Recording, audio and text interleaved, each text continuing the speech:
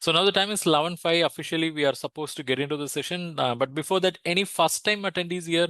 Any of you are attending for the first time? We have Danu from Dubai. If any of you are attending for the first time, just type FT, first-time attendees.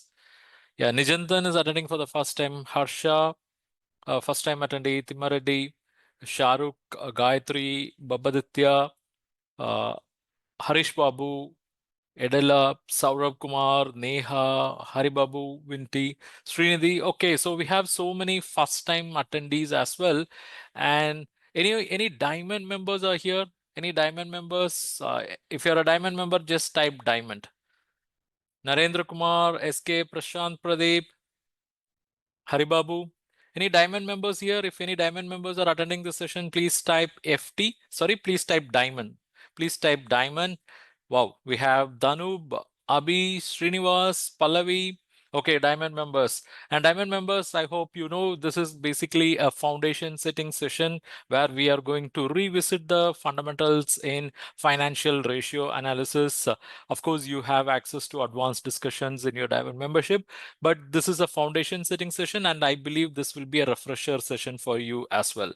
Yeah, we have Kuldeep Rana, diamond member, Viswajit, Haribabu. Okay, so now it's time for us to get started. Let me share my presentation screen. Just let me know whether the screen is visible. Okay. I hope the screen is visible for all of you. Yeah, Mohammed, thank you so much. And now let's get into today's session. But with the permission of the Diamond members, I'll just take 1 minute time to give a quick introduction about myself because we have lot many new members as well. So you are seeing me on screen. I am CA N Raja, a chartered accountant by qualification, a teacher, trainer, a coach by passion. I started my career with State Bank of India, where I joined as credit analyst. I worked with State Bank of India for a period of 4 years.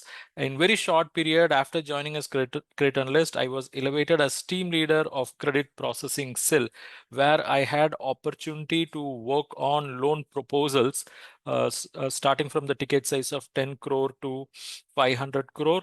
So over a period of 4 years, I actually worked on 250 plus projects, which is 5,000 crore plus size. So this was the extensive exposure I gained in State Bank in credit and financial analysis.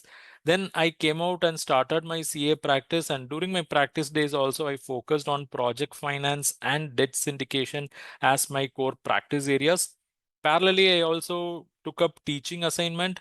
I used to teach financial management and strategic financial management for the students who are pursuing professional courses like CA, CMA, CS, and so on. Then I also started teaching through online platforms like this. So thanks to the technology, today we have 3 lakh plus learners learning credit and financial analysis through our structured online courses across 180 plus countries. So this is my quick background. And with this, let's get into today's session. Yeah. So this is a foundation setting session for financial ratio analysis. This session can be an eye-opener for those who are attending for the first time, and this can be a refresher or revision for those who are attending it for the second time or so. Okay, so Diamond members, for you, it's going to be a repetition, but I believe that it will add value for you. So to get started, let me give you two scenarios. Okay, let's say there are two companies, A and B. Company A has reported a profit of let's say 5 crore, and company B has reported a profit of 10 crore. Now, with this limited information, I know the information is very limited. With this limited information, if I ask you which company is more efficient, what will be your answer? Is it the company making profit of 5 crore or the company that is making a profit of 10 crore? Which company you will agree as an efficient company? Please give your answers. Yeah, I could see Stowe is saying it's company B. Gayatri is saying it's company B. And I know the information is very limited. You may have some reservations to answer. So open up your mind. Okay. If you believe it is B, type B. And if you believe it is A, type A. And if you believe the information is inadequate, you can't frame an opinion, you just say that also. Okay. Yeah, let me see. Let me see. Okay, I started getting answers. Gayatri Stoy said in favor of B. Neha in favor of B. Babrao and Vivek voted. Timaredi voted in favor of A. Rajendra is of the opinion. I mean, Rajendra Meena. RK Meena, right? We discussed. We had some WhatsApp conversation. RK Meena of the opinion. I can't say anything now. Haribabu is saying B. Ahmad rather is of the opinion. I cannot come to a conclusion by looking at this. I need to see the cash flow statement. Kuldeep Rana is of opinion it's B, and Amar is B, but Amar also has got some reservation. Ajas is unable to come to any conclusion. Srinivas is saying it's B. Unmukt, inadequate information. Nijantan is of the view inadequate information. Mohammed B. Saurabh can't decide. Manoj is of the opinion we need some more information. Abhi is also of the opinion we need some more information. Yeah, what about others? Just type A or B. Just type A or B. So what I could see now is we have Khalil saying we have to look into other factors as well. So based on the reply received, the majority of the answers were in favor of B, and many of you also said the information is inadequate to come to a conclusion. We need some more information. So I respect both. Whoever said B, I respect that, and whoever said they need more information, I also appreciate that. Okay, so to help you to make a thorough analysis, I'm going to give you that one more piece of additional information. That is, sales achieved by the company A is 25 crore and sales achieved by company B is 100 crore. So now you have one piece of additional information, a comparable information. Now tell me which company is efficient here. Is it company A or company B? Okay, now answers started pouring. Stoic, Gayatri, Srinivas, Suvida, Saurabh Kumar, Narendra Kumar, Danub, Unmukt, Mohammed, Vikash, Harsha, Rajendra Meena, Vivek, Baburao, Ajas, Khalil Yunus, Rudrani, Sachin, Shahrukh, Babatya, Parasuram Hai, Nijantan, Karthik, Vikram, Neha, everyone is in favor of A now. Everyone is in favor of A now. Hey, what happened here? Earlier, majority of you were in favor of B and many of you were of the opinion information is inadequate. But now, what forced you to change your decision from B to A? That too, when you got this additional information, what actually made you to change your mind? What made you to change your mind? I think you did some kind of an analysis, probably something similar to this. You compared 5 crore profit with 25 crore, and you understood that this 5 on 25 represents 20%, right? Then I think you also compared 10 crore with 100 crore, and you concluded that it is only 10%. So this made you to compare these two. That is, company B is making only 10% profit margin, whereas company A is making 20% profit margin. It means if company B is making a sales of 1 rupee, okay, if they are making a sales of 1 rupee, they are capable of making profit of only 10 paise out of it. 10 paise out of it. But if company A is going to make a sales of 1 rupee, they are able to make a profit of 20 paise out of it.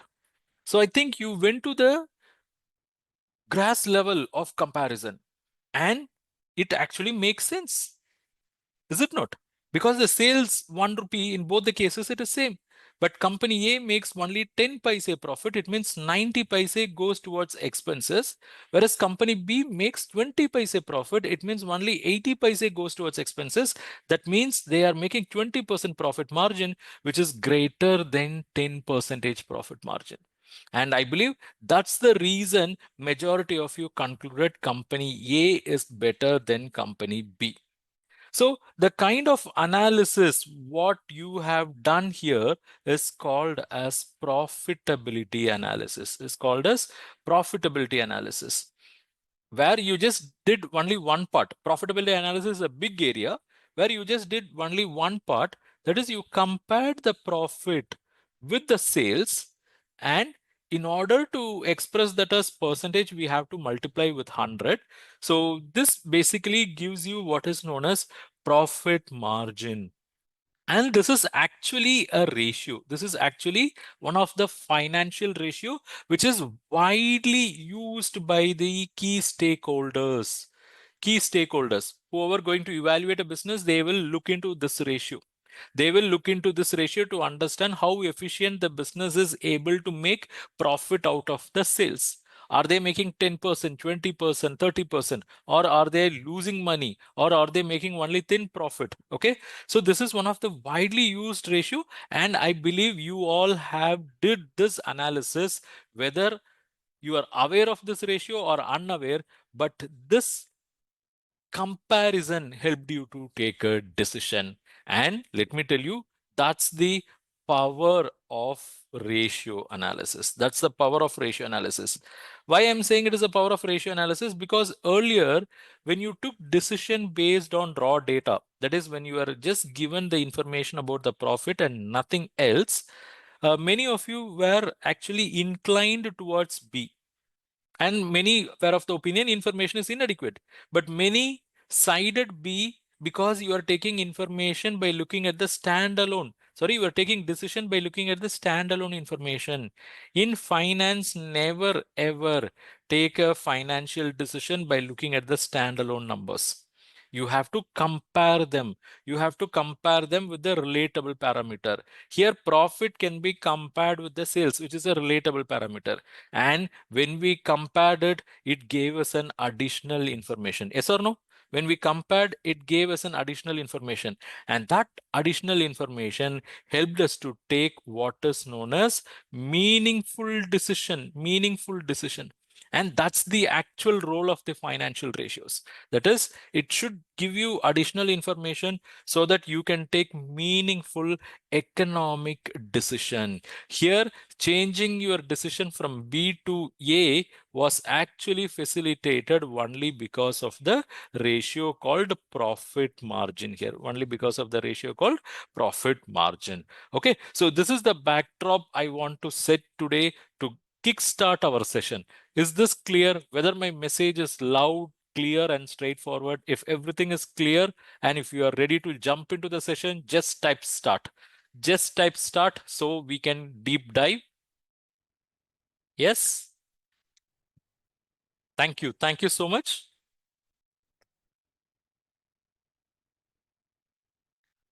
Wonderful. Wonderful. Let me also give you one more piece of analysis. Okay.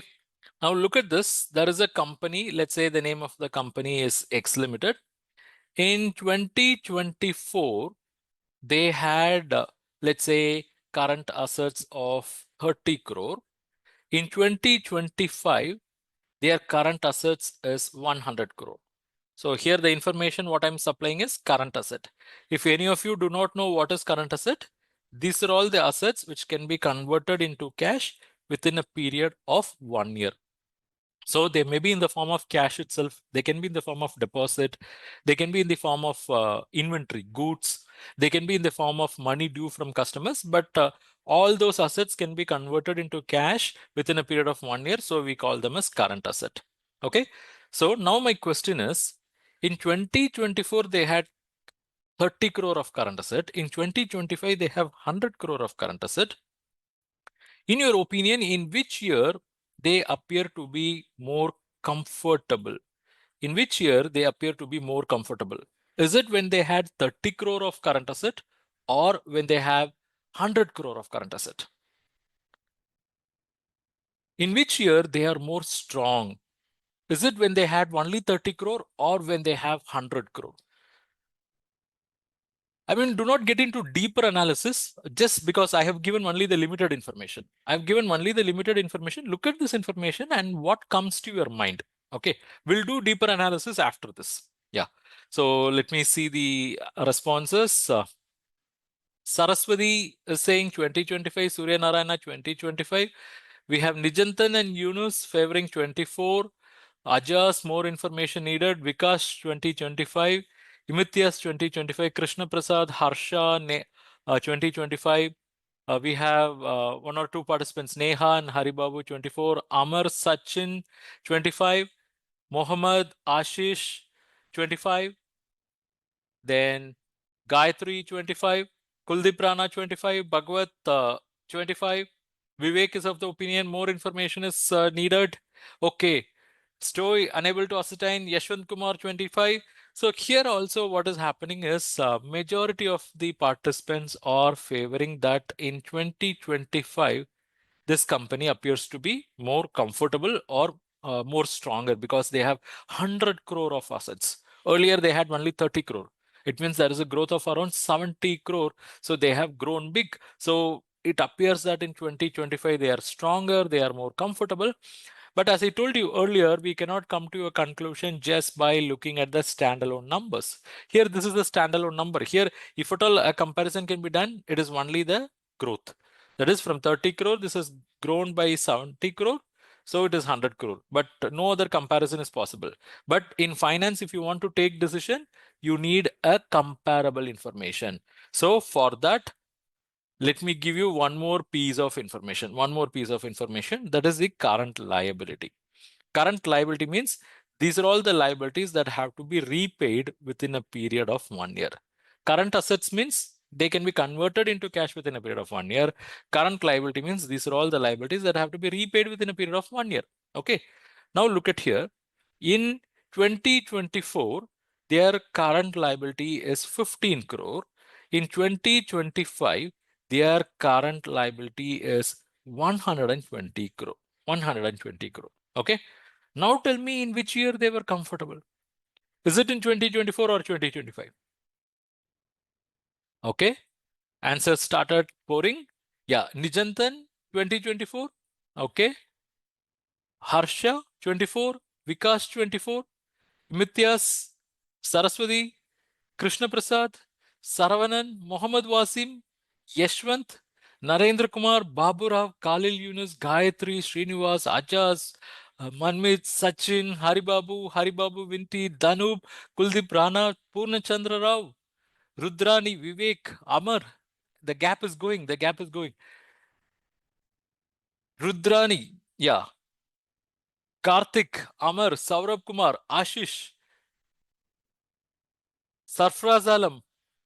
Very good, very good. So now majority of the participants, I think no one talked about 25 or only one or two participants. Yeah. Now the majority participants are saying that it is in 2024, they appear to be more comfortable, more stronger. Why is that? It's because in 2024, they had obligations of 15 crore that have to be settled within a period of 1 year. And for settling the obligation, they had resources in the form of current assets. It means for paying 15 crore, they have 30 crore with them. This 30 crore may be in different forms, but they can be converted into cash within a period of 1 year. And with that, they can pay off this 15 crore. But in 2025, you see what happened?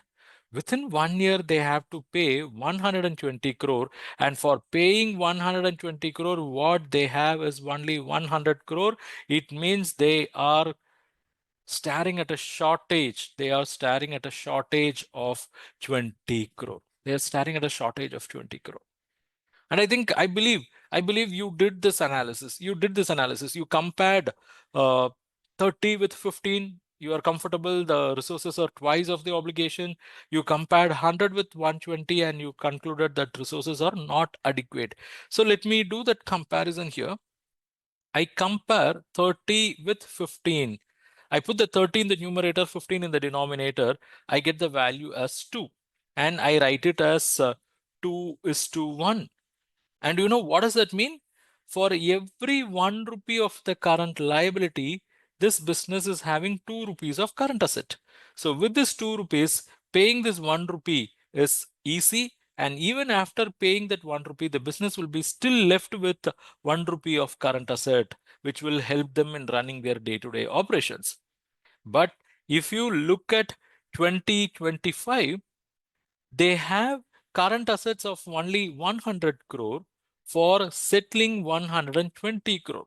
So 100 divided by 120, what is the value? Please tell me. 100 divided by 120, it is 0.83 only. It is 0.83, and we will express it as 0.83 is to 1. It means for every 1 rupee of the current liability, they are having a current asset or resources of only 83 paise. It means even for settling 1 rupee, they have shortage of only, they have shortage of not only, they have shortage of 17 paise per rupee of obligation. Shortage is good or bad? Shortage is bad. For settling 1 rupee of current liability, they have current assets of only 83 paise. That is, even for settling 1 rupee, they are having a shortage of 17 paise. They are having a shortage of 17 paise. And it's because of this reason we consider that 2025 they are not comfortable. Yes, they are not comfortable. Their dash position is strained here. I'll explain what it is. Their dash position is strained, and here dash position is comfortable. That is, and for that the answer is liquidity. Yes, the answer is liquidity. It means in 2024, their liquidity position is comfortable. So what do I mean by liquidity?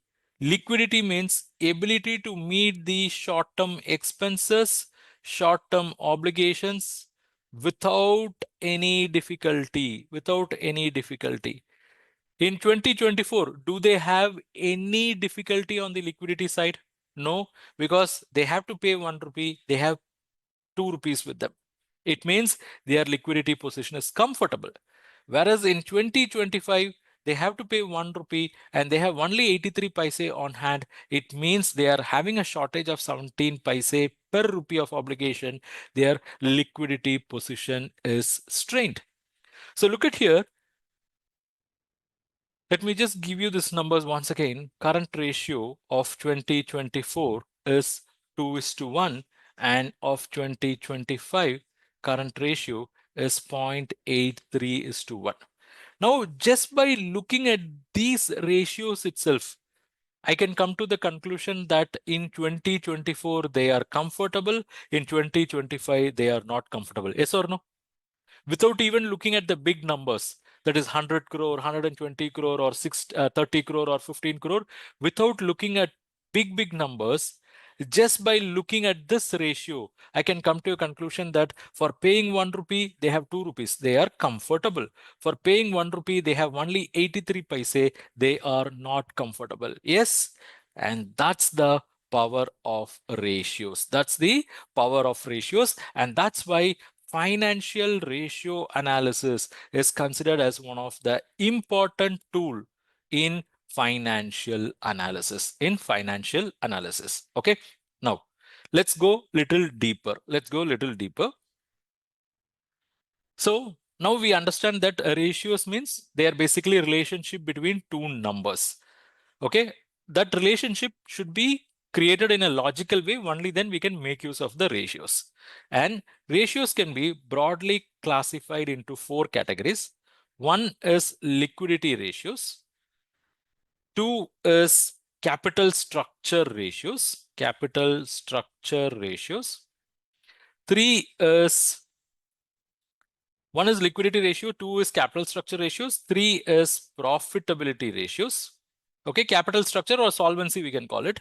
Three is solvency ratios, and four we call it as efficiency ratios. Okay, efficiency, or we also call it as turnover ratios. Now, liquidity ratio basically deals with liquidity. We had some preliminary discussion related to that. And in that only, current ratio comes. So already I have introduced what is current ratio by now. We'll talk a little more about this shortly. Then comes the capital structure ratio, where we will be understanding the long-term stability of the business, whether a business can be stable in long term or not. And this is one of the important ratios. Every lender, every banker, they pay key attention to this particular ratios. And profitability ratios are multiple in number. One set of profitability ratios where profit will be compared with sales. In another set of profitability ratios, profits will be compared with investments. Okay, so here profit being compared with the sales, we call it as general profitability ratios. We call it as general profitability ratios. And in that angle only, I introduced the first ratio where we compared the profit with sales and we multiplied it with 100. Okay. Then comes efficiency ratios, where there are multiple ratios, turnover ratios and all. And today in this session, we will focus more on this. We will cover this as well. This already I touched. Okay. So we will be focusing on all these areas. I may not be able to take up this today because they are all very lengthy, detailed discussions.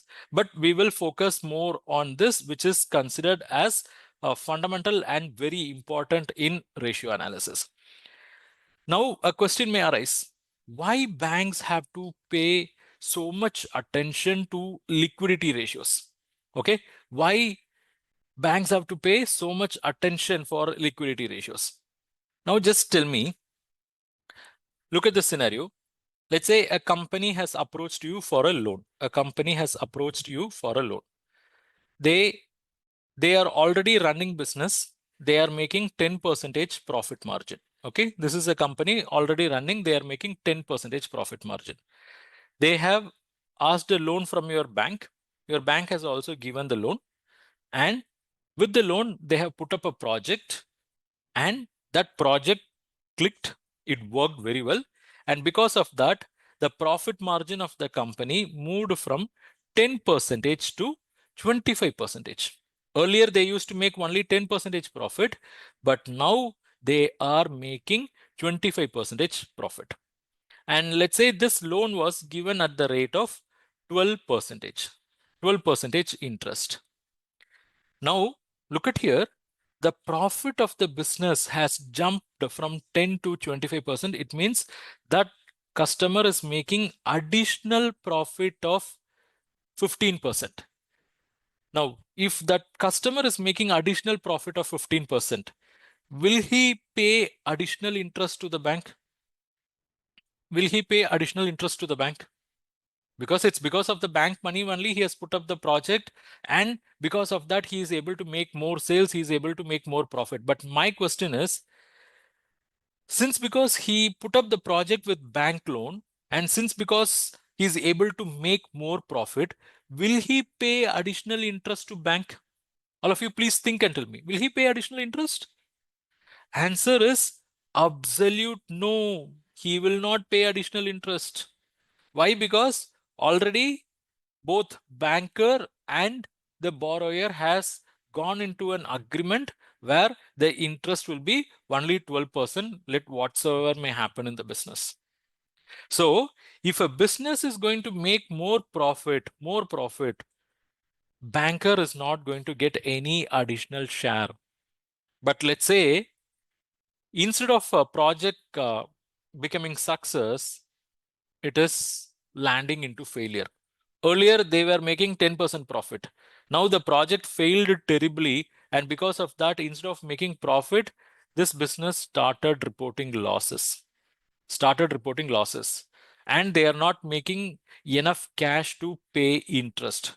So they are defaulting. They are defaulting in payment of interest and principal. Let's say the security is also not fetching any value. Okay, no value, or they are not enforceable, or they are fetching only less value than expected. In that case, the bank is exposed to loss. Yes or no? In that case, the bank is exposed to loss. Yes or no? Just tell me. Yes. in that scenario, the bank is exposed to loss. Look how contradicting it is. When the borrower makes more profit, bank will not get any additional profit. But if the borrower suffers loss, bank also has to suffer loss. Yes or no? When the borrower makes more profit, bank is not going to get additional profit. But if the borrower suffers loss, bank is also put to loss in many occasions when the security is not adequate enough. So this actually changes the focus of the bankers from profitability. Are you getting me? So bankers are not enticed, bankers are not excited when a business makes super duper profit. Why? Anyhow, they are going to get only this 12%. So what is the point? If they make 25%, what they get? Nothing, only 12%. If they make even 50%, what they get? They get only 12%. So they're not at all enticed or excited about the super duper profitability of the business. What they are particular, they want to ensure they are not put into loss, because anyhow you guys are not going to give anything in profit. So at least let us safeguard ourselves that we are not going to get into the loss. And in order to ensure that they are not going to get into loss, they focus more on liquidity analysis. Okay, they focus more on liquidity. They will see whether the business is having adequate current assets to pay off the current liabilities, because bank obligations, all the obligations will come and sit under current liability. So if the current liability have to be paid, bank should have adequate corresponding current assets, adequate corresponding current assets. Only then bank will be able to get back its interest, get back its principal. Okay, so banks always, they put their primary focus on what? They put their primary focus on liquidity, and it's because of that reason, ratio called current ratio has significant place in the analysis, significant place in the analysis. Okay, so if you are a banker, what should be your ultimate focus? Tell me, if you are a banker, what should be your ultimate focus? Let the profitability be there, but your ultimate focus should be, please comment, your ultimate focus should be whether the business is liquid or not. Because if the business is not liquid, there is no point in making profit also, because only liquidity, only current assets will be available for paying current liabilities, and the bank loans are part of current liabilities. Bank loans are part of current liabilities. Okay, right? Right. So liquidity position, yeah, like Harsha mentioned, liquidity position is very important. Only then the loan can be recovered. Okay, now how to understand this liquidity? Let's go little deeper. Okay, I'm drawing a balance sheet here. See, in business, funds can come from various sources, right? Funds can come from various sources. Let's say owners are bringing in funds. Let's say owners are bringing 10 crore. And in business, profits are retained. Whatever the profits made, many of the profits are retained. Let's say that is around 15 crore. Business also raising term loans, a long period loans. Let's say that is around 25 crore. And suppliers are giving credit. I'll say supplier credit. Let's say that's around 10 crore. And bank is also giving cash credit facility. That is around 15 crore. So look at here, what is the total funds raised? 75 crore. 75 crore worth of funds has been raised from various parties. And these funds are used for, let's say they are used for acquiring asset like land, building, machinery. Okay. So all this we can call as non-current assets. Why we are calling it as non-current assets? Because they are not acquired with an intention to convert as cash. Because I gave you the understanding of current asset means those assets which can be converted into cash within a period of 1 year. But if a business is purchasing land, building, machinery, they are not purchasing it with an intention of selling it tomorrow or within 1 year. Rather, they want to use it for a longer period of time. Okay, so this 75 crore used for acquiring non-current asset, and they are also used for acquiring current assets. Let's say current assets are in the form of inventory, that is goods, They are in the form of receivables, right? Let me give some number. Let's say, just a moment. 15 crore is the cash credit plus 10 crore is a supplier credit, right? Okay. So let's say around 35 crore, or in the form of current assets and 40 crore or in the form of non-current assets. So totally it is 75 crore. Okay. Now let's do some small bifurcation as to how these funds have come, from which sources it has come. Please tell me, who is contributing the capital? It is coming from owners, right? So this is owners' money. This is owners' money. Owners' money. Yeah. Reserves and surplus. What is the reserves and surplus? These are all the profits earned by the business, reinvested inside the business itself. It means instead of reinvesting, ideally these should have been distributed to the owners, right?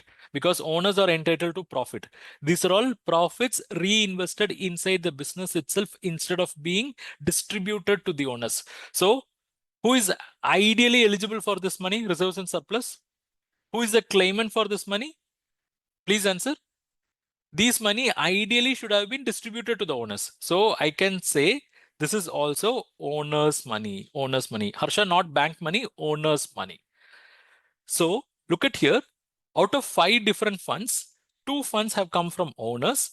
One has directly come from the pockets of the owners. Pockets means owners have given the money this. Okay.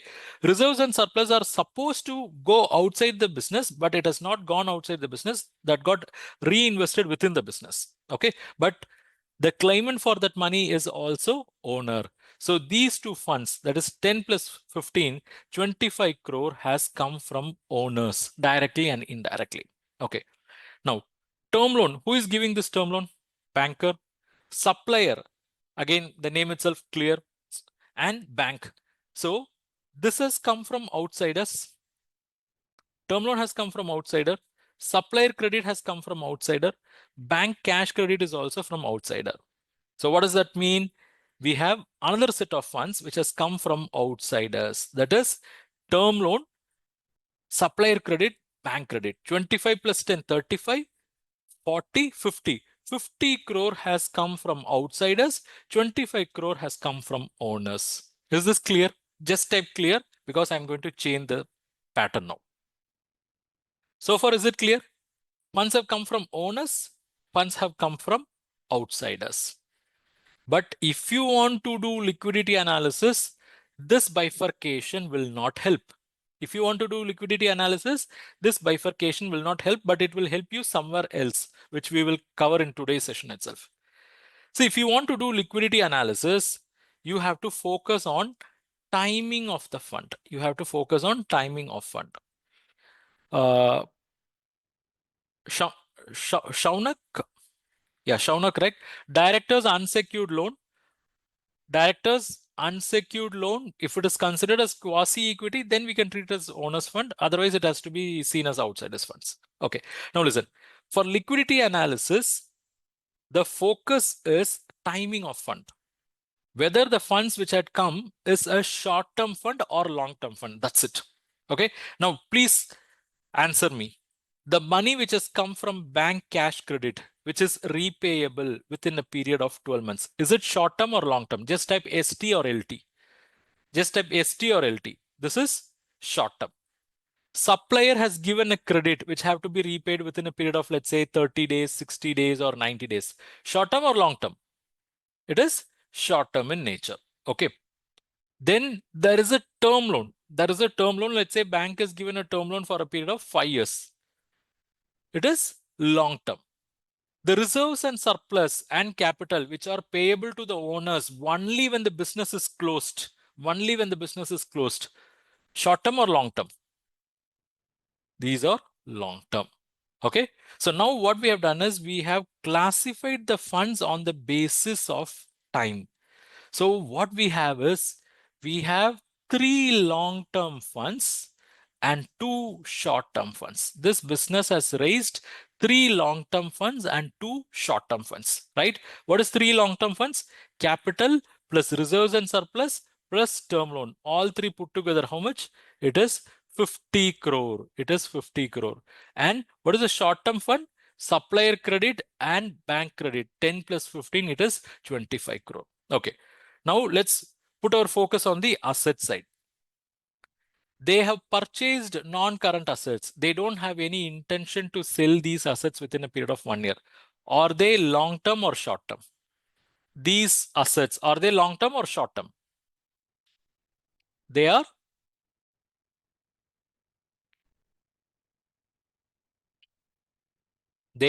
long-term assets. They are long-term assets. Okay, good.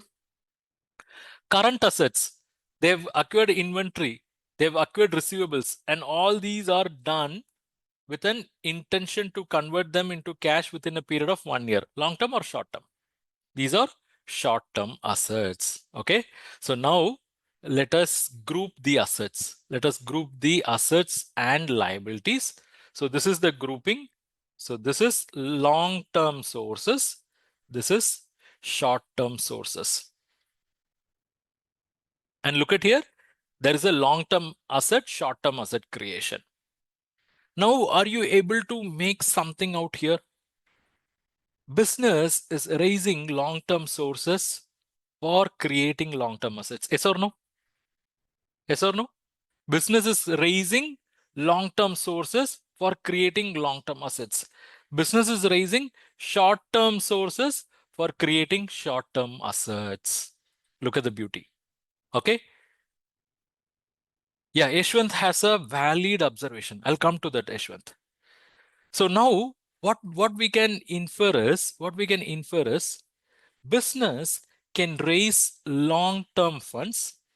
Probably I'll put here. Business can raise long-term funds. They can use it for creating long-term assets. They can raise short-term funds and they can use it for creating short-term assets. Okay. Let me give you a discipline guide now. Let me give you a discipline guide. The discipline guide is something like this. If a business is raising short-term fund, and if it is using that for creating short-term asset, then that is good actually. If a business is raising short-term fund, and if it is using that for creating short-term asset, it is good. Are you all with me? It is good. If a business is raising long-term fund and using it for creating long-term asset, then that is also good. Okay. And let's say the business is raising long-term fund and using it for creating some short-term asset. If a business is raising long-term fund and using it for creating some short-term asset, then I would say this could be best. This could be best if it is as per design. If it is as per design. What do I mean by that? Look at here. Somebody already noted, right? Yeah, look at here. Here, the long-term funds, what they have raised is 50 crore, right? 10 plus 15 plus 25. But what they have used for long-term purposes only 40 crore. 50 crore has been raised, only 40 crore has been used. I'll mention that over here as well. The long-term funds, what they have raised is 50 crore. And what they have used is only 40 crore. So what happened to the remaining 10 crore? Where did the remaining 10 crore went? If 40 out of 50 is spent here, the remaining 10 should go over here. Yes or no? Yes or no? Because that is the only source, right? 40 is spent here. The remaining 10 should ideally go over here. Okay. Now listen. The remaining 10 has gone over here. Let me put that 10. Okay. And let me just come back and pick up these numbers as well. What is the short-term funds they have raised? They've raised 25 crore. Is it not? 10 plus 15. This 25 crore was the short-term funds they have raised. So let me put that here, 25. And what is the short-term asset they have created actually? The current asset, they have created 35 crore, right? So let me put that here, 35 crore. And now can you picturize how this 35 crore asset was created? How this 35 was created? This 35 asset was created using this 25. Yes or no? This 35 is created using this 25 and the remaining 10 from here. Are you all with me? Just type with you. Just type with you because you are going to get the greatest learning now. Okay. Now listen. So this 35 is created as a result of 10 from long-term funds and 25 from short-term funds. This is short-term fund. This is long-term fund. And now they have 35 crore with them. And you know what is the beauty of this 35 crore? What is the beauty of this 35 crore? This 35 crore can be converted into cash within a period of 1 year. Yes or no? When they convert the 35 crore within a period of 1 year into cash, they have to settle 25 crore. Yes or no? This has to be settled. Yes or no? Yes. When they convert the 35 crore as cash, they have to use that to settle these guys. But remaining 10 crore, should they settle? Remaining 10 crore, should they settle? No. There is no compulsion to settle. Why? Because it has come from long-term funds. Now let me tell you the beauty of it. Let's say this 10 crore, which has come from long-term funds, is used for creating inventory and receivables. Okay. So if you are going to invest 10 crore, then for sure it will generate some profit also. Yes or no? Because this 10 crore is the investment using which you are going to create inventory. You will make it as finished goods. You will sell it to the customer and you will get the cash back. And when you get the cash back, it will come with profit as well. Yes or no? Are you all with me? This 10 crore which has come from long-term funds is invested in the inventory, in the finished goods. They are used for producing the products which are sold to the customer. And when customer pays, you will also get the profit.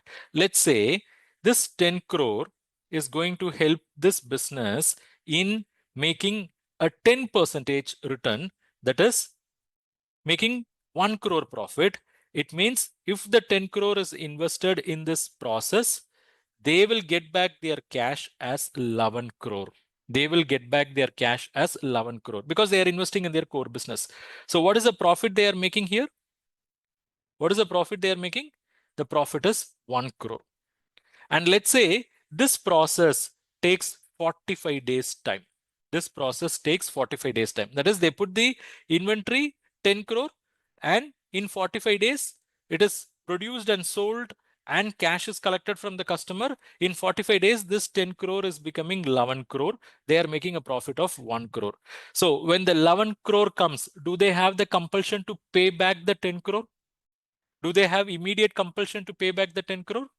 Yes or no? No. I hope all of you are with me. Okay. And in one cycle, what is the profit they made? That is, in 45 days, one cycle, they made a profit of 1 crore. It means on 46th day, they can reinvest this 10 crore. They can reinvest this 10 crore, which will help them to make another 11 crore, which will help them to make a profit of another 1 crore. Yes or no? Yes, it means they can go ahead with one more cycle. So another 45 days. So in 90 days, what is the profit they have made? What is the profit they have made in 90 days? They have made a profit of 2 crore. In 180 days, what will be their profit? In 180 days, the profit making capability is 4 crore if the same cycle is repeated. And if it is repeated 8 times, that is for 360 days, it is going to be 8 crore profit. It is going to be 8 crore profit. And you know why all this happened? It all happened because this fund has come from long-term sources. Imagine if this fund also had come from short-term sources, then the moment this company makes 35 crore, they have to settle off. Or within a period of 1 year, they may not have opportunity to repeat the cycle. That's why I said raising long-term funds for short-term purpose is best if it is as per design.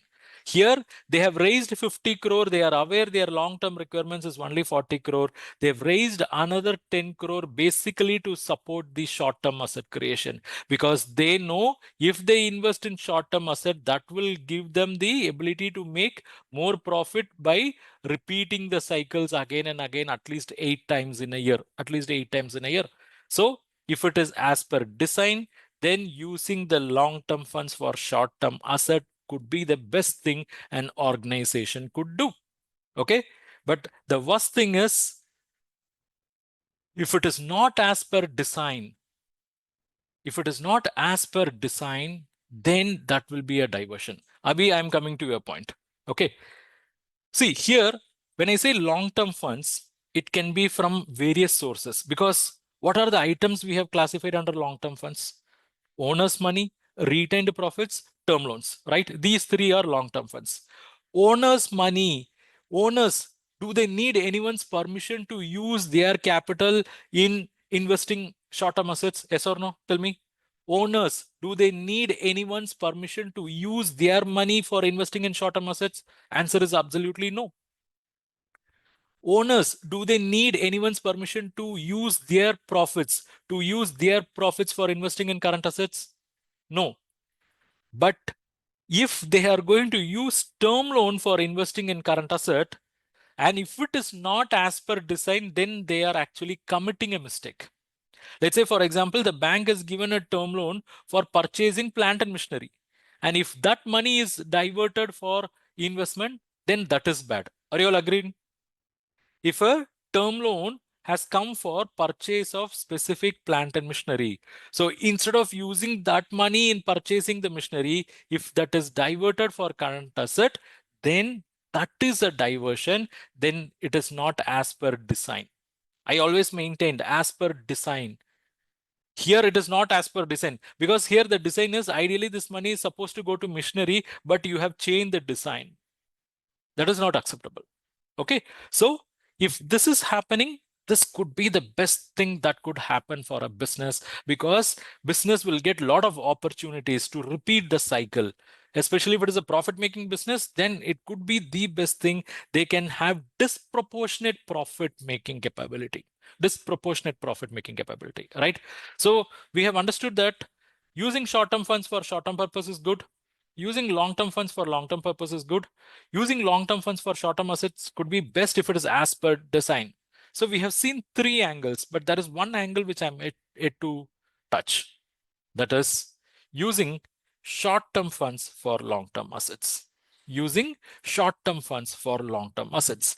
And that can be devastating. That can kill a business. Just a moment.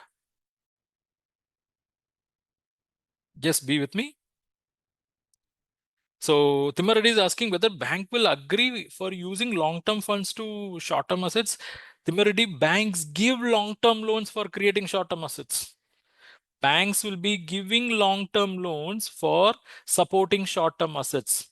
They call it as a long-term loan for shoring up of net working capital. Okay. So banks, they do support, they do encourage, because they are also aware that using long-term funds for short-term asset will actually increase the liquidity, will give a lot of breather for the business. Okay. Right. Now listen, what I was saying is, never ever a business should use its short-term funds for long-term purpose. Never ever. Let me just change all these numbers. I'll give you a scenario where the short-term funds are being used for long-term purpose, and let's see what kind of consequence it is going to have. Let's say a business has raised a short-term fund of 40 crore, long-term fund of 40 crore. Okay. And out of this 40, they have used, let's say, 35 crore. Look, out of 40, they have used 35 crore for short-term assets and 45 crore of long-term asset has been created. It means both sides, total is 80 crore. Okay. Now, if you see, this business has created a long-term asset of 45 crore. How they have created this 45 crore? They have created this 45 crore using 40 crore of long-term funds. And I think the remaining 5 crore has come over here. Yes or no? Because out of 40, only 35 has been spent over here. Out of 40 crore of short-term funds, only 35 crore has been spent over here. It means remaining 5 crore has come over here. Agree? Remaining 5 crore. That's how this 45 crore has been built. What is the source for this 45 crore? 40 crore from here, 5 crore from here. Agreed? Are you all with me? Just type with you because you are going to learn another important lesson in liquidity analysis. Okay? Yeah. So what happened now? They have created 45 crore of long-term asset using 40 crore of long-term funds, which is good. But the mistake what they have committed is they have used 5 crore of short-term fund as well. Now, this is always a problem. Why problem? Because the short-term funds are those funds that are repayable within a period of 1 year, right? Whoever have given this 40 crore, they will expect the repayment within 1 year. And imagine if this money has come from bank in the form of cash credit. Imagine this money has come from bank in the form of cash credit. Let's say the bank has given 40 crore cash credit. It means that bank will expect the borrower to have at least 53 crore of short-term asset. Yes or no? Because if the bank is giving 40 crore, they expect a higher asset. Say, for example, if a bank is giving 10 crore as cash credit facility, it means they will expect 10 divided by 0.75. That is, they will expect the current assets to be at least 13.33 crore. It means bank is going to fund only 75% of 13.33 crore as CC, which is 10 crore. It means remaining 25% they expect the business to contribute on its own.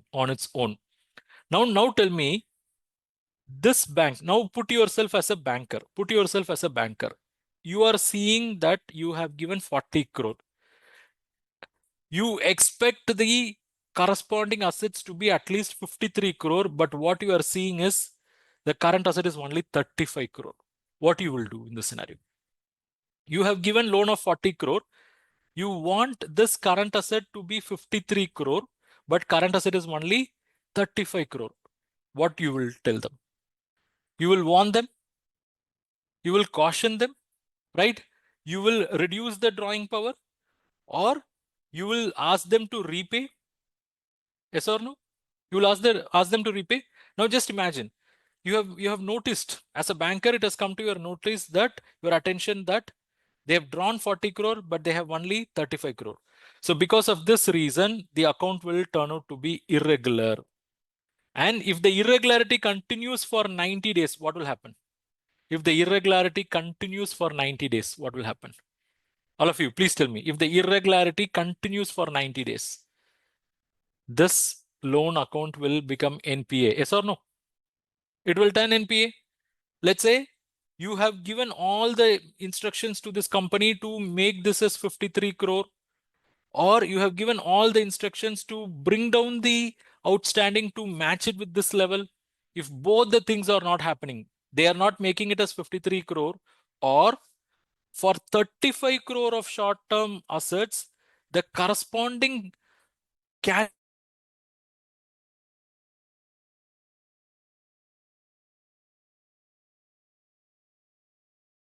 make this to 53 crore. If both things are not happening, it means account will remain irregular. And if the irregularity continues for 90 days, the account will become non-performing asset. So when the account becomes non-performing asset, think of the eventualities. What are all the things that can happen? What are all the things that can happen?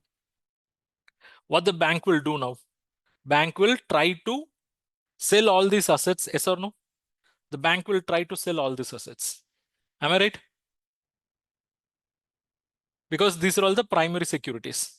For recovering 40 crore, they will try to sell all the 35 crore asset.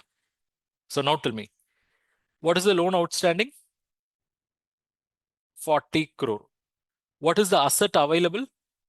35 crore. So what is the loss for the bank now, or loss, or say shortage? Let us not call it as loss now itself. It is shortage. What is the shortage now? Is it 5 crore? The shortage is 5 crore. Now, do you think bank will say, okay, out of 40, you have paid 35, we'll forget. Let's have good terms and relation. Do you think bank will say that? Do you think bank will say that? Bank will never say. Okay. And bank will approach the legal system to recover the remaining 5 crore. So what will be the solution? They can approach the legal system.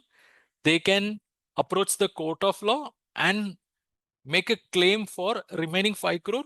They can even ask the court to close the company. Close the company. Sarfaraz, we are looking at the terms where the collateral is restricted to the assets that are created. Okay. So what the bank will do, they want to recover the 5 crore. Let's say the collateral is not adequate to recover the 5 crore. So they will approach the legal system. They'll approach the court of law to pass the winding up order for the company. What is winding up order? Close the company. Close the company, sell the assets they have. Sell the assets. But before that, one opportunity will be given to the company. That is, before approaching the court, since the 5 crore is diverted over here, the bank will pressurize the company to somehow get that remaining 5 crore. And we know out of 40, 5 has come here, right? Yes. So let's say this 5 crore is sitting here and you try to sell this forcefully now. You try to sell this forcefully. How much you will get, do you think? Because you are trying to sell some long-term asset forcefully in the market. And when the market knows you are trying to sell something very hurriedly, do they pay premium or do they pay less than what it is actually worth?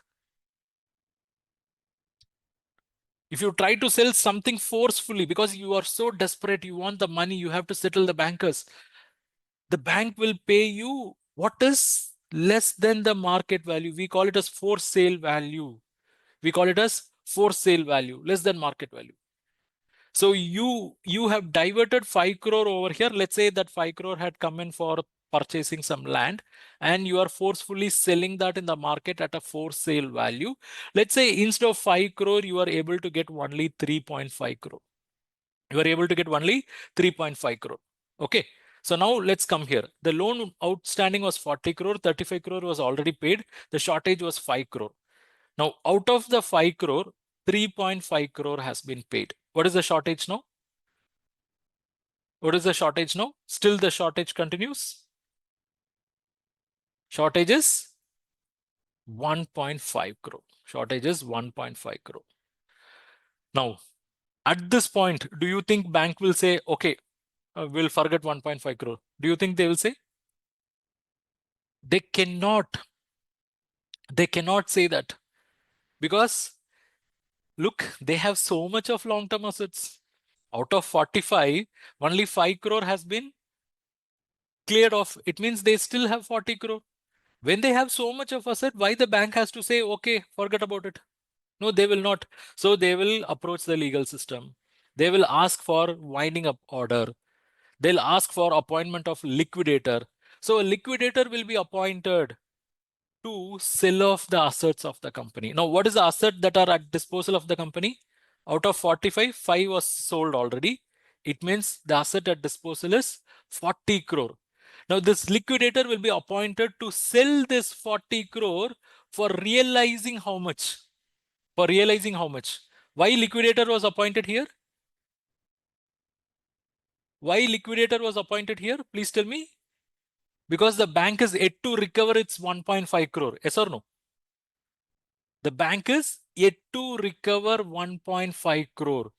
So the liquidator is appointed to sell the assets worth 40 crore so that the bank's shortage of 1.5 crore can be cleared.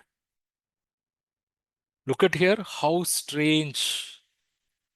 I repeat once again, bank has given short-term fund of 40 crore. Out of that, they created only 35 crore. They diverted 5 crore. When bank came to know that, bank asked the borrower to repay. So for 40, they have paid 35. It means 40 minus 35 paid already. Still 5 crore was shortage. And bank gave ultimate pressure. So the company, they sold the diverted asset and they recovered only 3.5 crore. So out of 5 crore shortage, 3.5 crore recovered. It means shortage continued at 1.5 crore.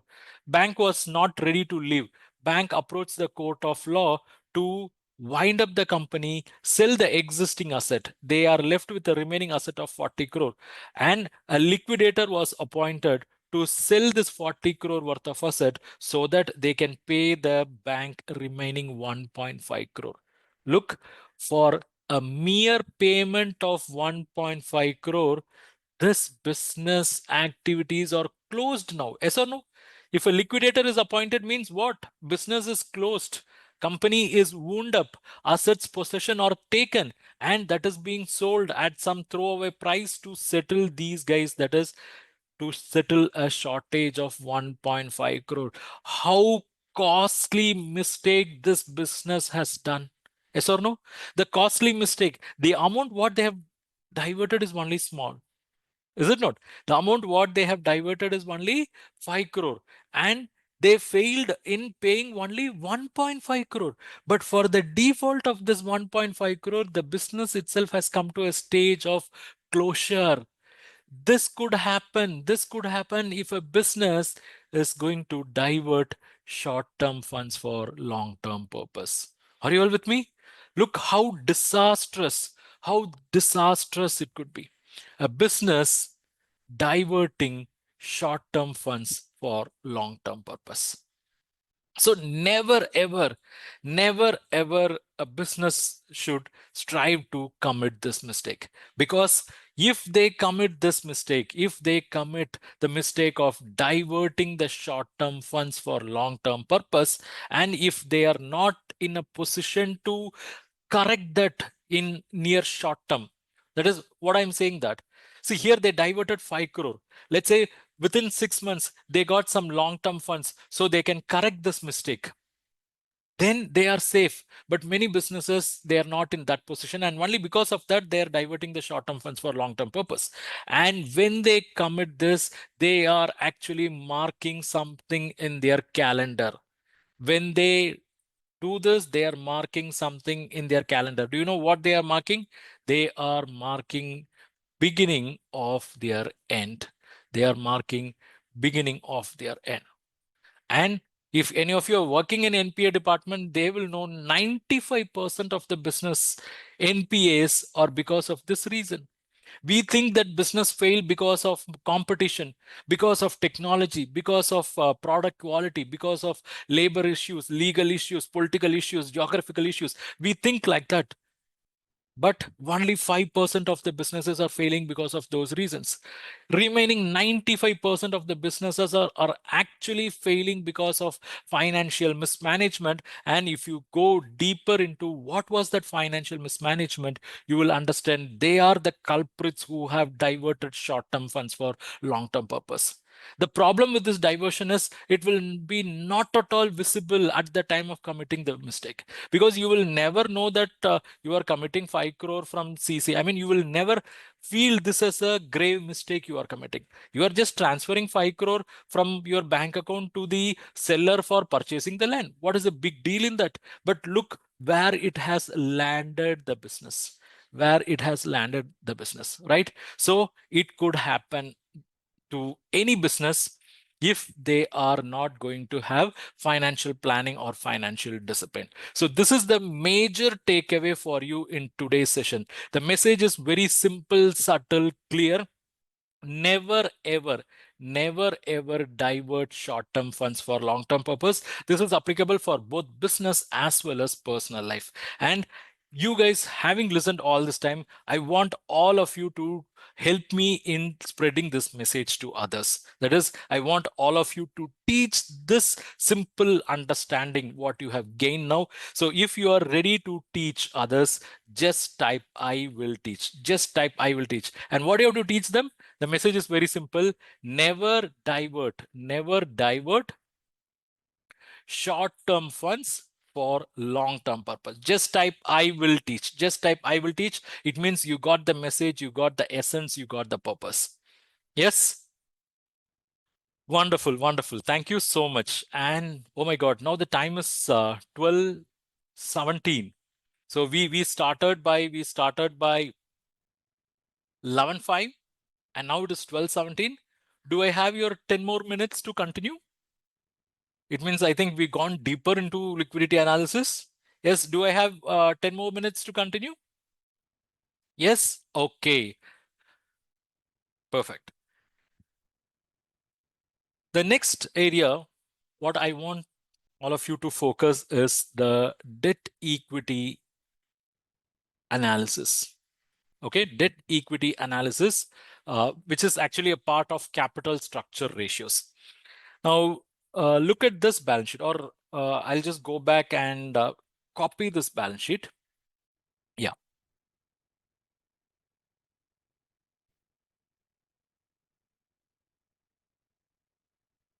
Let me just copy this balance sheet.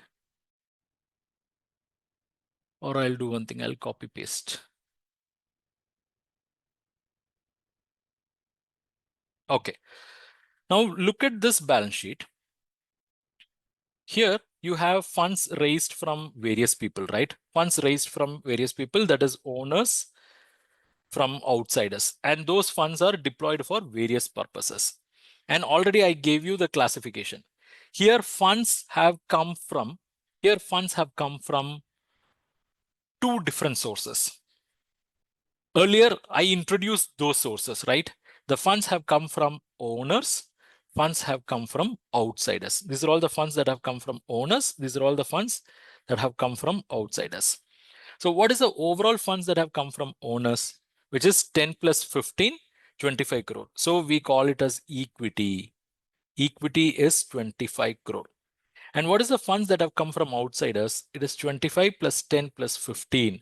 So outside liabilities, we call it as outside liabilities, which is 25 plus 10, 35, 35, 40, 50. So 50 crore. So in capital structure debt equity analysis, what we will do is we will compare the debt with equity. So look at here, this outside liabilities are considered as debt. Debt is 50 crore and owner's money is considered as equity, which is 25 crore. So 50 divided by 25, you get the value as 2. 50 divided by 25, you get the value as 2. Now let me put that here. Debt equity ratio, when the ratio is 50 divided by 25, when it is 2, we express it as 2:1. And you know what does that mean? For every 1 rupee of the equity contributed, the money contributed by the owners, this business is having a debt of 2 rupees. For every 1 rupee contributed by the owners, the business is borrowing debt of 2 rupees. It means if we say the business is raising 2 plus 1, 3 rupees, okay, if we say the business is raising 2 plus 1, 3 rupees, 2 out of 3, that is 67% is coming from debt, and 1 out of 3, that is 33% is coming from owners. Yes or no? 67% is coming from debt and 33% is coming from owners. And that's what this ratio communicates. So by looking at this ratio, we understand how much owners have invested in the business and how much this business is dependent on outsiders. Let me give you another scenario where debt equity ratio is 3:1. If the debt equity ratio is 3:1, it means if the business is raising 3 plus 1, 4 rupees, in that 3 out of 4, that is 75% is coming from owners, and 1 out of 4, that is 25%. Okay, a small correction. It's not a correction, it's a mistake. Yeah. When we say 3:1, it means this 1 rupee is coming from owners and this 3 rupees is coming from outsiders, right? So for every 1 rupee contributed by the owner, this business is borrowing 3 rupees. It means 3/4, 75% is coming in the form of borrowings and 25% is coming from owners. Okay. So now tell me, you have two scenarios in front of you. We call it as scenario 1. We call this as scenario 2. Which scenario, in your opinion, is slightly risky? Which scenario is slightly risky? Is it scenario 1 or scenario 2? Comparatively, scenario 2 is slightly risky. Why scenario 2 is slightly risky? Because here the debt dependence is high. Debt is high. And what is the problem if the business is going to have debt, high debt? The high debt is going to attract what is known as financial risk. It will attract what is known as financial risk. What do I mean by financial risk? See, when they have more debt, they are supposed to pay interest. They are supposed to pay principal, right? When they have more debt, they are supposed to pay interest and they're supposed to pay principal. Yeah. So these have to be paid irrespective of business scenario. These have to be paid irrespective of business condition. Let's say for some or the other reason, if the sales drop or cost increases, what will happen to the profit? If for some or the other reason the sales drop or cost increases, what will happen to the profit? Profit will go down. And when profit goes down, it is possible people who have given debt, they may not get back their interest, or there may be delay in principals. And if that happens, what is the outcome? If that happens, what is the eventual outcome? The eventual outcome is default. Yes or no? Because as a bank, for how many days you will wait maximum? You will wait only for 90 days. Suppliers may not even wait 90 days because they need money exactly on the promised day. If they're not going to get in another 30 or 45 days, they'll go for legal recourse. Okay, so if a business is going to have a high debt equity ratio like this, then they are attracting what is known as financial risk.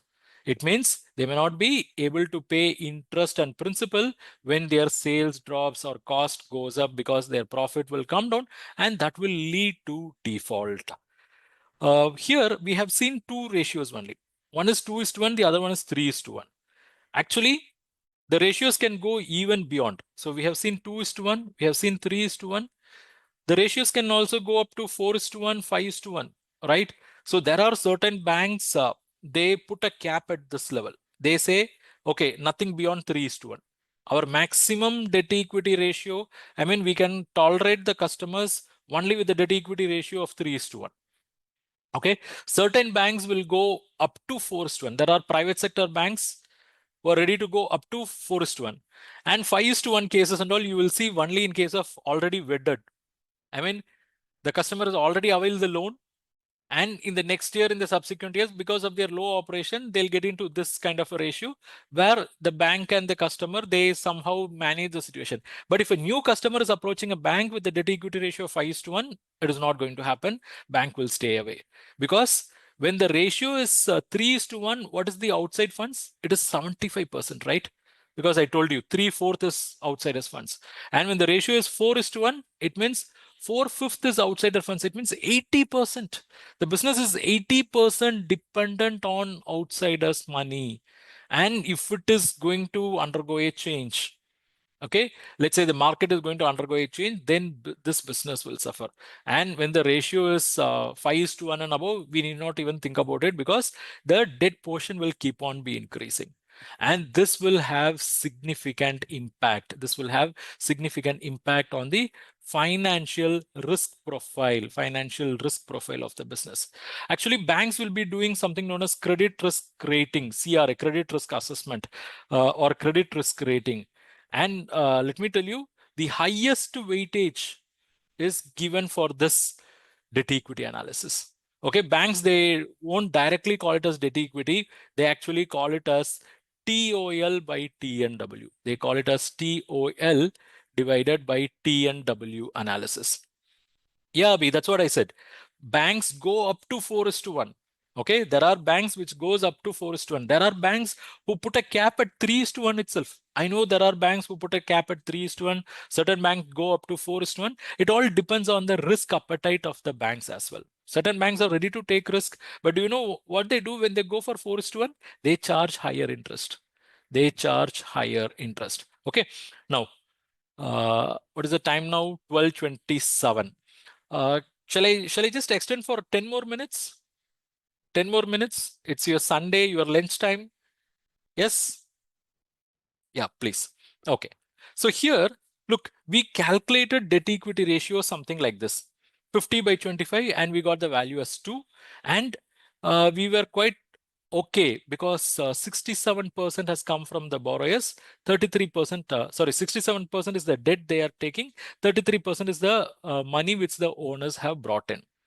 But what if I tell you this reserves and surplus of 15 crore includes 5 crore arising on account of revaluation? Let's say this includes revaluation reserve. Say, for example, this 40 crore includes some 10 crore of asset, which was originally written in the books as only 5 crore. Till last year in the books, this land was written only at 5 crore. But in the current year, in the balance sheet, the company has restated the value as 10 crore, because they believe this land can be sold in the market for 10 crore. Now tell me, this 5 crore which got increased to 10 crore, and as a result, this asset value is 40 crore. Otherwise, this would have been 35 crore only. Now there is an artificial increase of 5 crore. Now this 5 crore, is it a hard cash or it is only a book entry? Is it a hard cash or only a book entry? Just tell me, is it hard cash or only a book entry? It is only a book entry, right? So if it is only a book entry, I have to knock it off. I mean, I should ideally consider the asset as 35 crore only. So if I want to remove that 5 crore from here, I should also remove it from this side. Yes or no? Yes or no? Because if I want to remove that 5 crore from here, I should also remove it from here. Can I go and reduce bank cash credit for that? Answer is no, it is real. Can I reduce supplier credit? No, he will hit me. Can I reduce term loan? No, I have already signed an agreement. So where I can go and adjust that remaining 5 crore? I can adjust that only over here. Yes or no? So this revaluation reserve is inclusive of 5 crore of, this reserves and surplus is inclusive of revaluation reserve of 5 crore, which is on account of revaluing the land. So far we were believing the owner's contribution is 10 plus 15, 25 crore. Now you tell me, is it 25 crore or 25 minus 5, 20 crore? Tell me, what is the owner's contribution? Is it 25 crore or 25 minus 5, 20? It is 20 crore only. It is 20 crore, right? So here we believed that debt is 50 crore, which is true, but we believed that owner's money equity is 25 crore, but of that I have to knock off revaluation reserve of 5 crore. So owner's money is only 20 crore. Okay. Now let me give you one more shocker. This land and, sorry, not land, this non-current asset, okay, let us say this also includes an item called goodwill. So this 40 crore is a result of multiple items, which is land, building, machinery, goodwill as well. Okay. Now, this goodwill amount is, let's say, 7.5 crore. This goodwill amount is 7.5 crore, which is included in this 40 crore. Now, just imagine the scenario where this business has defaulted the loan. So the company is unable to pay the loan. So after covering all the primary security, the bank has approached the law to take control of all other assets, sell them and get some money so that loan can be recovered.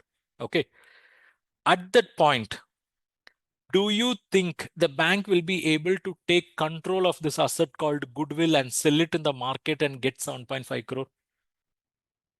Do you think goodwill, is it first of all tangible? It is an intangible asset. It is an intangible asset. Okay, it is not tangible asset. And if a business has defaulted, where is the question of goodwill?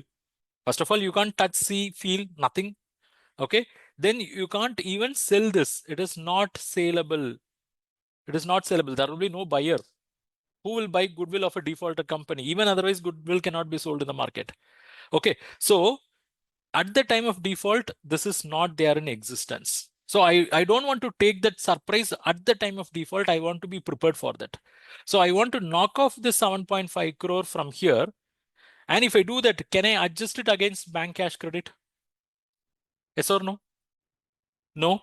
Can I adjust it against supplier credit? No. Can I adjust it against term loan? No. It means I'm left only with this zone. I have to adjust it only over here. Yes or right? I can knock off this 7.5 only over here. So we came to the conclusion that equity is not 25, it is 20. Now I am asking you whether the equity is 20 crore or is it 20 minus 7.5, that is 12.5 crore. Tell me, is it 20 crore or 20 minus 7.5, 12.5 crore? It is only 12.5 crore. So what we have to do, from 20, we also have to deduct this 7.5. So we have 12.5. So what I have done here is, I have taken the capital, I have added the reserves and surplus, then I have deducted the revaluation reserve, then I also deduct the intangible asset, which is 25 crore plus, what was the, not 25, 10, yeah. Capital is 10 crore. Reserves and surplus is 15 crore, minus revaluation reserve of 5 crore, minus intangible asset of 7.5 crore. So all gave me eventually 12.5 crore. This is the equity, and I don't want to call it as equity. I'm going to call it as net worth. And this net worth was arrived after deducting the intangible item, right? So in this net worth, intangible items were knocked out. So we can give a name called tangible net worth. We can give a name called tangible net worth. Yes or no? Yeah. So this is the tangible net worth. And this debt can be called as total outside liabilities. This can be called as total outside liabilities, which is 50 crore. So now we will calculate TOL divided by TNW is 50 divided by 12.5, and that is actually 4:1. Look how things have changed. When we calculated debt equity ratio, it was superb. It was 2:1, and owners were contributing 33%, and the borrowing is only 67%. But when we refined it by knocking out the revaluation reserve, by knocking out the intangible asset which were necessary, we understood that the debt equity ratio is actually 4:1. It means what? It means the debt is actually 80%. Why it is 80%? It is 4 out of 5. and owner's contribution is only 20%, which is 1 out of 5. Now tell me, which makes more sense? Is it a plain debt equity ratio of 2:1 or the thorough comprehensive TOL by TNW of 4:1? Which makes more sense? Is it A or B? Just type A or B. Just type A or B. Okay, B makes more sense. Yes, and that's the reason banks, financial institutions, they focus more on TOL by TNW.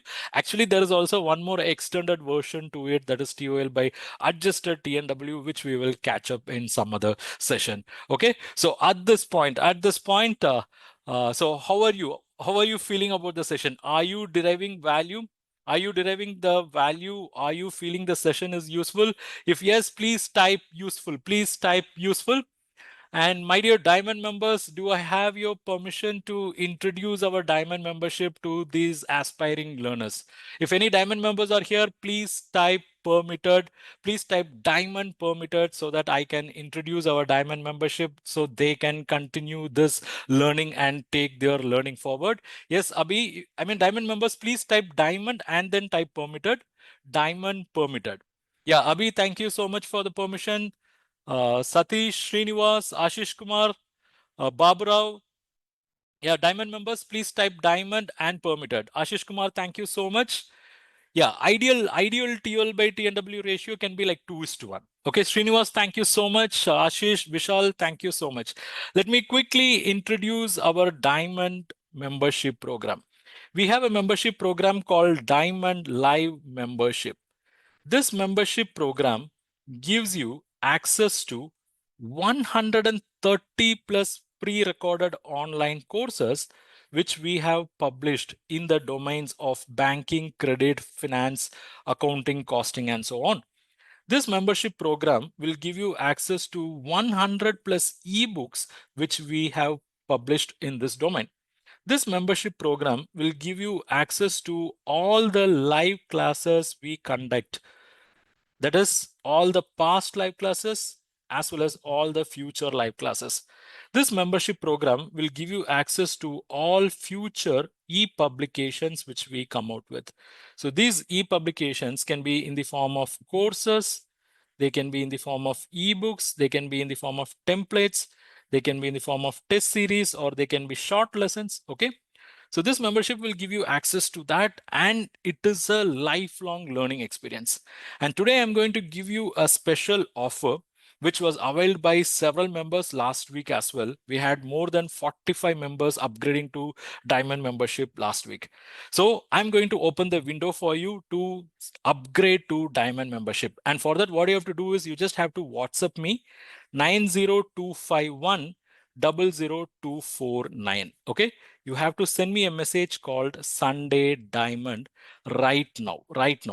If you do so, you will get a special offer. You will get a special offer for upgrading to Diamond membership. Yes, I'm going to give you a one-time offer, a special offer for upgrading to Diamond membership, and that too at a special offer price. And this is going to be unique for each and everyone because we will consider the fee you have paid earlier. The fee you have paid earlier, you will get additional discount. And if you are a newcomer, you are eligible for special discount as well. Okay, so I'm putting the number already here. It is 90251 00249. I've also given you the link. All of you just check the comment section. I'm giving the link. If you click the link, it will automatically open your WhatsApp and generate a message called Sunday Diamond. It will send the message. I mean, it will generate the message. You have to send the message and it will ask you whether you have enrolled in any of our courses. Please mention that. And if you're a banker, please do mention that. And you are going to get special offer. Okay. If you're joining now, you can avail the special price.